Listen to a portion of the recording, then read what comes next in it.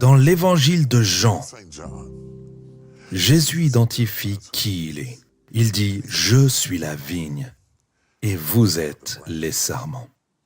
Et tout sarment en moi qui a porté du fruit, je le purge pour qu'il porte du fruit. » C'est la phrase qui m'interpelle. Parce qu'il me semblerait que si le sarment allait bien, on le laisserait tranquille. Mais il dit « Toute branche en moi qui porte du fruit, je le retranche. »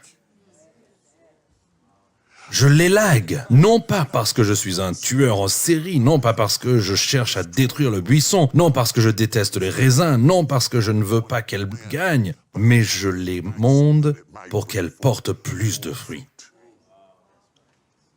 Ainsi, nous ne subissons pas ces écrasements parce que nous ne sommes pas à lui, et nous ne subissons pas ces écrasements parce qu'il ne nous aime pas, et nous ne subissons pas ces écrasements parce que nous ne sommes pas fructueux. Il nous écrase parce que nous sommes féconds. Parce qu'aussi fructueux que nous soyons, il connaît le potentiel de ce qui est encore au fond de nous. Et il sait comment vous amener à ce potentiel. Et il vous empêche d'être en sécurité. Et il vous empêche d'être satisfait. Vous devez renoncer à la sécurité si vous voulez marcher avec Dieu. Vous devez lui faire confiance, croire qu'il est le fermier, qu'il sait ce qu'il fait. Et quand il dit « Je suis la vigne et vous êtes les sarments », il dit « Mon Père est le vigneron ». Il est le vigneron et le fermier. Il est le vigneron. C'est lui qui contrôle le processus. Il sait exactement où couper pour vous rendre plus fructueux. Quand j'étais un petit garçon, je sortais dans le jardin. J'essayais de faire comme ma mère qui taillait les rosiers. J'ai décidé que j'allais l'aider à aller tailler les rosiers. Et quand elle est rentrée du travail, j'avais presque tué le buisson. J'avais presque tué le rosier. J'étais un mauvais petit garçon. Oh, ça se voit, vous ne pouvez pas imaginer. Réduisez-moi à environ 8 ans et vous aviez des problèmes avec moi. J'étais un vilain petit garçon. J'avais démonté ce buisson. Et elle était furieuse contre moi. Et j'ai dit, pourquoi es-tu furieuse contre moi alors que je me fais que ce que tu as fait? Et elle dit, non, tu ne fais pas ce que j'ai fait, parce que je sais où couper. Vous voyez, le vigneron sait où couper. Ce n'est pas seulement la coupe, vous ne pouvez pas seulement couper n'importe où. Il sait où couper, et il sait quand couper, et il sait comment couper pour vous emmener à l'endroit où vous pouvez être plus fructueux. Parce qu'en fin de compte, il veut que vous ayez suffisamment de fruits pour que nous puissions devenir du vin. Pour que nous puissions entrer dans cet état d'être qui dure des années et des années et des centaines d'années en tant que vin.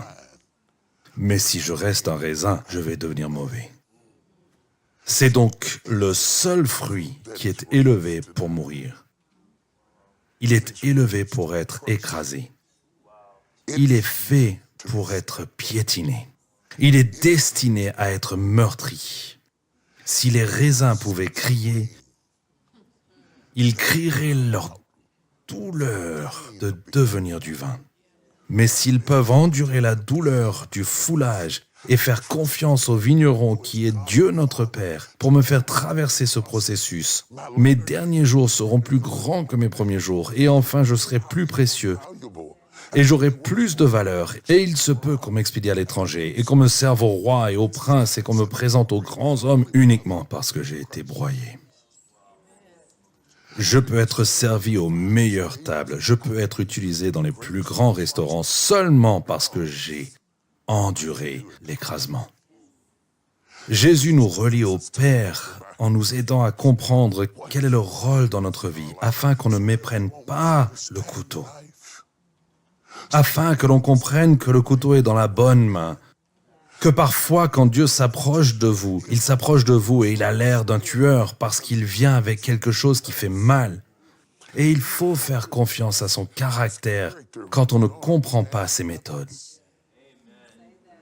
Vous devez comprendre ses actes en croyant en ses méthodes. Parce que le cultivateur est notre Père. Il nous coupe à tous les bons endroits. Et nous ne pouvons rien faire sans lui.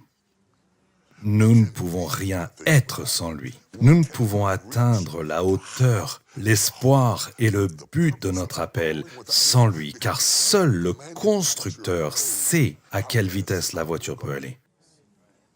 Il l'a construite et conçue pour accomplir plus que le pied qui a sa pression sur la pédale. Il a conçu la voiture pour dépasser le rythme que vous êtes prêt à suivre. Et donc, si vous voulez savoir à quelle vitesse elle peut aller, vous devez vous adresser au constructeur parce qu'il l'a conçu avec suffisamment de puissance pour faire plus de choses que vous n'êtes peut-être même capable de faire. Et Dieu nous pousse hors de notre zone de confort en nous écrasant. Jésus est devenu humain afin de pouvoir comprendre ce que c'est que d'être humain. Il a connu nos épreuves, nos tentations, nos peines de cœur, notre douleur, afin d'être un exemple pour nous. Il est la concrétisation de la parole de Dieu. Il fait ses preuves en nous. Il marche devant nous pour nous montrer que c'est possible. Il se laisse battre devant nous. Et nous l'avons vu être battu, ridiculisé, moqué, populaire, puis impopulaire, aimé, puis haï, pour que nous comprenions que tout cela fait partie de la vie du vin.